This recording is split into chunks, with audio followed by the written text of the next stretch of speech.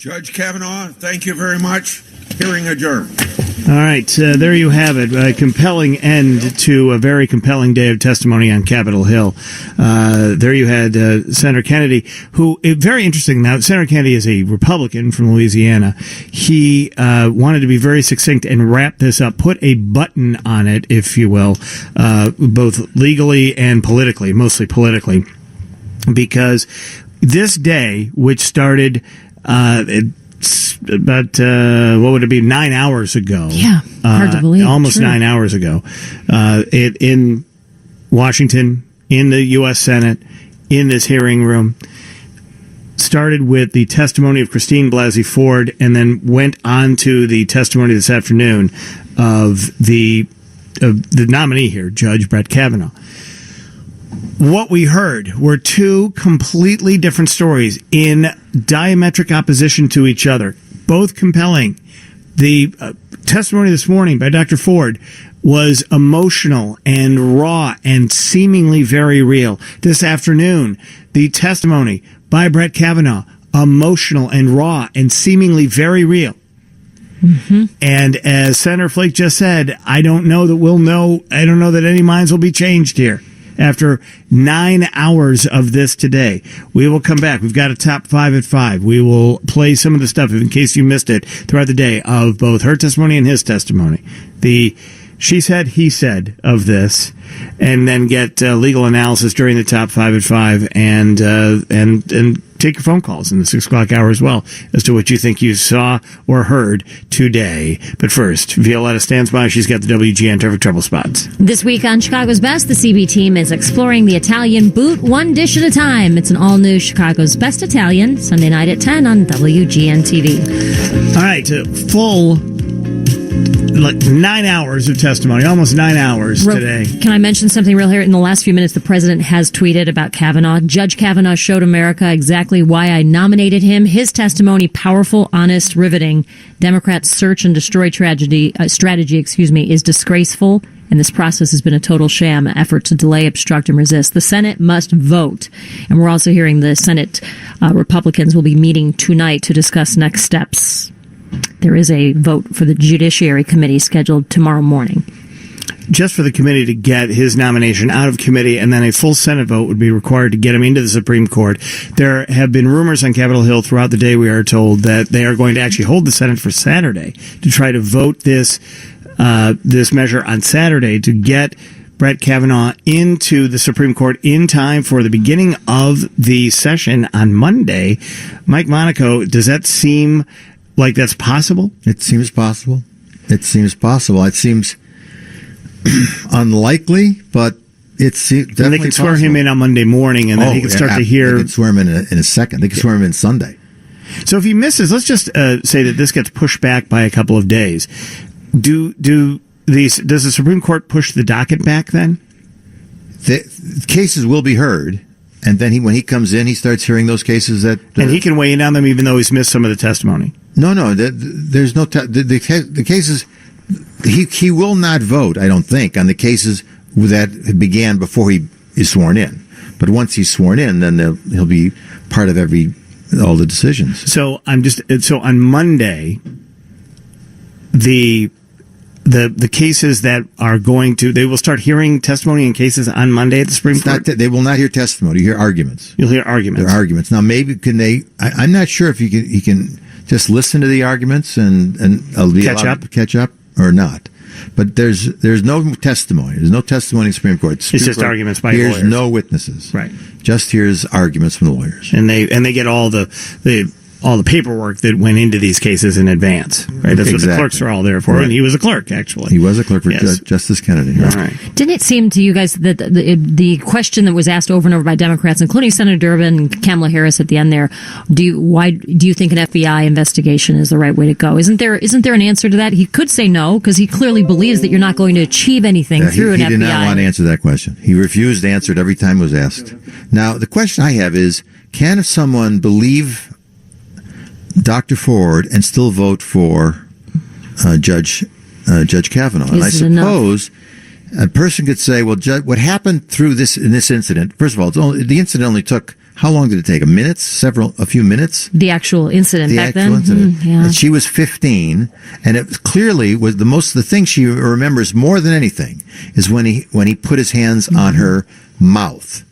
And she was clothed throughout the event. And is it possible that he was drunk, that he had something to drink and didn't remember what happened? It's possible, I suppose. So it could a voter in the House, in the Senate, say, I believe her, but I'm going to vote for him anyway. I suppose it's possible. Yeah, you saw that, you're looking at the swing voters right now. Senator Flake, Collins, and Murkowski. Senator Murkowski said that he's clearly qualified for the job based on his judicial qualifications. Sure, There's no question about that. You may disagree with his views. No question about that. But that his judicial temperament and his philosophy in this incident, is it enough to sink his nomination? You're seeing the president saying, obviously not. He's pushing Republicans to vote for him. Right. Well, the president yesterday said, of all the things the president said as president, what he said yesterday, I think, was the truest thing. When he said that he was in the same boat that he feels for Kavanaugh, Judge Kavanaugh, because he went through the same thing. Now, not exactly the same thing, but close. And it strikes me that women are going to look at this in a different way than men. I think, Annie, that's what we're going to talk about in the 6 o'clock hour. We're going to do a top 5 and then discuss that, because when I watched the testimony this morning, it was heart-wrenching. It was, you watched this very, very raw, very emotional, very moving testimony. Very moving. She seemed very honest in her testimony. Incredible. I watched it. She was detailed in terms of what the incident itself was, and I did not get a sense that she was a political pawn or put up to anything. And it did occur to me, as I think it did to everybody on that panel and people who are watching it who have a heart of any sort or understand human nature, that she was being honest in her testimony today. Right. However, he was just as honest, and he was just as compelling in the afternoon, saying, no, that is not what happened. And now you're left with this he said, she said circumstance from an allegation that is 36 years old. And that is going to be the fascinating piece here, because how men and women see this is going to have reverberation beyond what happens here in the United States Senate over the next 2 or 3 days. It is really about her testimony, and men and women are going to be having this conversation as they were 20 some years ago when this was all going on with Anita Hill. All right, we've got news coming your way in 2 minutes. Last night, the Republican staff of this committee released to the media a timeline that shows that they've interviewed 2 people who claim they were the ones who actually assaulted you. I'm asking you to address this new defense of mistaken identity directly. Dr. Ford, with what degree of certainty do you believe Brett Kavanaugh assaulted you?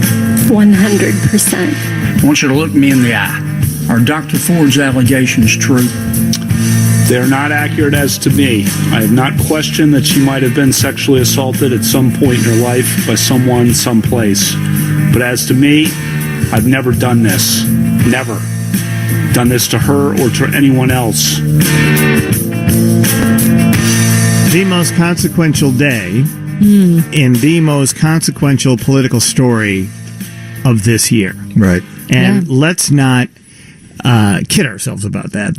We could talk about all the wackiness that goes on with in the White House and things that Donald Trump says at political rallies or says at press conferences. Hey, Mr. Kurd, any of those kinds of things. They're not as consequential as a Supreme Court justice. Huge. And a lot at stake, for sure. Right. It's huge. He's 53 years old. He'll be on the Supreme Court for 30 years. Potentially, and he's got at least, right? And then he represents the second conservative justice to go onto the court. It changes the balance completely of the Supreme Court. I don't think there's anything that Democrats are going to be able to do to stop that. No. In the near term, because you still have the White House, and I don't think that the Democrats are going to get the Senate in the fall. So at this point, it's going to be, and there could be one more, the balance of the Supreme Court in terms of political direction of this country. And remember, the Supreme Court makes these decisions about law. And if they decide on law that things that conservative politicians want to change about American law, as the president has promised, they will have a friendly Supreme Court to do it. And one of the great questions here is the future of Roe versus Wade, right? Mm-hmm. And is whether or not abortion is going to be legal in this country in the next number of years, as it has been, mm-hmm. and the issue of whether it's settled law, as it has been. And you're seeing countries around the world start to make, debate about this, right? In Argentina, they just continued to make it illegal in Argentina, right? In Europe, they're having these debates in countries where it is currently legal to make abortion illegal. And again, this isn't about, I don't want to get into the debate about abortion. No. But this is just about the politics of it. And states are lined up already with legislation that will limit the ability of a person. As soon as the Supreme Court and it goes back to the states, it'll be a state-by-state decision, it appears. Right. And then the question is, will that continue? So that's why there's so much at stake here, and that seems to be the political motivation here. Right. Roe versus Wade is chief among them. Yep. And then you have this allegation, and you do have a he said, she said. And you do have a she said, he said in this particular case. So I see how differently women are looking at this than are men. Because there's not only that grander political issue, but as you watch these two today, and Anna, I ask you, and I'm looking for women at 312-981-7200 to weigh in this as well, to talk about this in terms of what they saw today. Does this make a difference on your perspective? I thought that Judge Kavanaugh had a very strong afternoon here after a really strong morning by his accuser. It's interesting because I think there is a really salient point here that women will remember a situation that may be meaningless to a man. And I think that that's important because I watched it with two friends, one who I would, on both sides of the political spectrum today. And I would say all of us had a visceral reaction to it, and it brought back memories of things that had happened to us or people we knew. And my friend on the right said that she felt like this woman was being used as a political pawn, and that women are only used like that, or our sexual assaults are used like that when it's convenient, when it fits the narrative, but we're ignored otherwise. On the left, it's like we're not believed, or we're in need of dozens of women behind us, or else you're not believed, especially when you're facing a powerful man, as you saw with Weinstein and Cosby and things like that. If you just come forward by yourself, you're not believed. And that some of that is changing, but that really, this is a moment. This is a moment in time where it became more than what these senators will do. It became a lot about the discussion about how you treat these circumstances. So the more conservative woman in this group of women you're talking about today. It wasn't that she didn't believe her. She just said to me, she's like, well, of course this is like, okay, so she's only up there and being believed and being treated so nicely and put out there in this way because she fits the political narrative, and that things would be different if circumstances were different. This woman just came forward on her own, and this was a judge in Cook County, maybe, for instance. Would it be treated the same way? I don't know. I'm not sure I could say yes to that. Brett's assault on me drastically altered my life. For a very long time, I was too afraid and ashamed to tell anyone these details. I did not want to tell my parents that I, at age 15, was in a house without any parents present, drinking beer with boys. I convinced myself that because Brett did not rape me, I should just move on and just pretend that it didn't happen. Lynn, you're on WGN. Go ahead, Lynn. Hello. Yes, hi. I think that Brett Kavanaugh was much more credible and believable than Dr. Ford. I feel that either Dr. Ford really did endure some kind of assault when she was younger and became so fragile and fractured that she literally displaced this famous person into her experience. I don't think that she was believable as to establishing that it was actually Brett Kavanaugh. Let me ask you a question now. Under her. Let me ask you a question. First of all, did you hear it or see it today? I watched the whole thing, and I've been following coverage coming up to it. Yeah. Yeah, because as a visual, I found it because it's interesting watching it this morning, then hearing it on the radio this afternoon. Your mind's eye works in different ways. I thought physically she was a much more compelling person than I thought she was going to be going into it. But you think she was a I don't want to put words in your mouth, but you think she was a plant? Yeah, I kind of do, because I think that she sort of adopted this voice that got frailer and frailer. And let's remember, she's a psych major. She erased, whatever you want to call it, her whole social media online presence before this. And I really feel like I feel it was more of a performance. There was no fire in her gut about anything she was saying. She didn't talk about the typical things that rape victims or assault victims would talk about.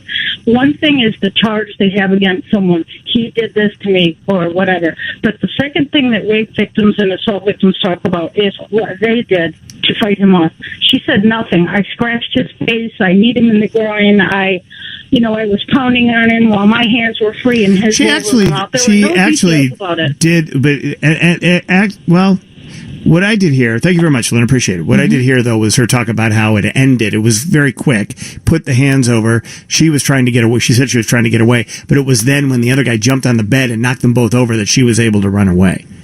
So it did not last long. No, that's the other piece of this. Right. So, I mean, and it appears that Brett Kavanaugh's performance in the afternoon here, if we would call them both performances, is going to win the day. All right, let's check in with Violetta very quickly here, the last traffic report of the day.